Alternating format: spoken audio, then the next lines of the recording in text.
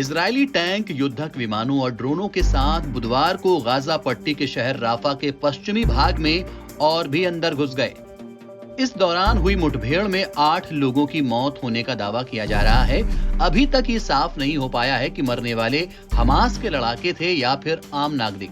निवासियों का कहना है कि टैंक आधी रात के बाद 5 इलाकों में घुस गए। उन्होंने बताया कि तटीय क्षेत्र के पश्चिम में अल मवासी इलाके में विस्थापित परिवारों के तंबुओं पर भारी गोलाबारी हुई।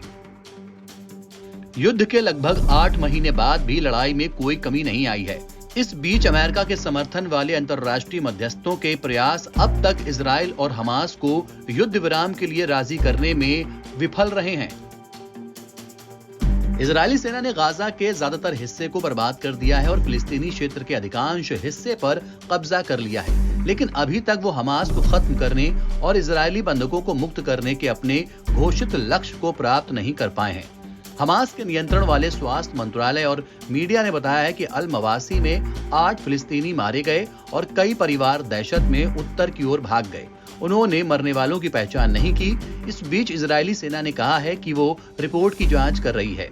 निवासियों ने कहा कि इजरायली सेना ने पश्चिमी राफा में कई घरों को उजाड़ दिया, जहां पिछले महीने से पहले गाजा के 2.3 मिलियन लोगों में से आधे से अधिक लोग शरण लिए हुए थे, यानी कि 23 लाख लोग। ये परिवार इजराइल के जमीनी हमला शुरू करने के दौरान उत्तर की ओर आने के लिए मजबूर हुए थे।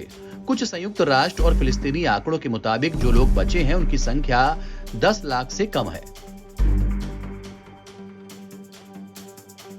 राफा के एक निवासी ने नाम न बताने की शर्त पर बताया, राफा में एक और भयानक रात। उन्होंने अपने आक्रमण को छिपाने के लिए पश्चिमी क्षेत्रों पर विमानों, ड्रोन और टैंकों से गोलाबारी की। गोलियां और गोले मवासी क्षेत्र में गिरे जहां लोग सो रहे थे, जिससे कई लोग मारे गए और घायल हो गए। वहीं दूसरी तरफ मंगलवार को राफा में सैन्य संवाददाताओं को जानकारी देते हुए एक इजरायली कमांडर ने वहां 2 और स्थानों का नाम बताया, शबोरा और तेल अल सुल्तान, जहां सेना ने हमास के लड़ाकों से निपटने की योजना बनाई थी। वहीं दूसरी तरफ इजरायली सेना ने बुधवार को कहा है कि हमास को एक विचारधारा के रूप में हराया नहीं जा सकता, जिसके तुरंत बाद इजरायली सरकार ने जोर देते हुए कहा कि इस फिलिस्तीनी आतंकवादी समूह को खत्म करने के लिए हम पूरी तरह प्रतिबद्ध हैं। उन्होंने आगे बताया कि ये कहना है कि हम हमास को गायब कर देंगे, लोगों की आंखों में धूल झोंकना है। अगर हम उन्हें कोई विकल्प नहीं देते हैं तो अंत में हम हमास को जीत जाएंगे।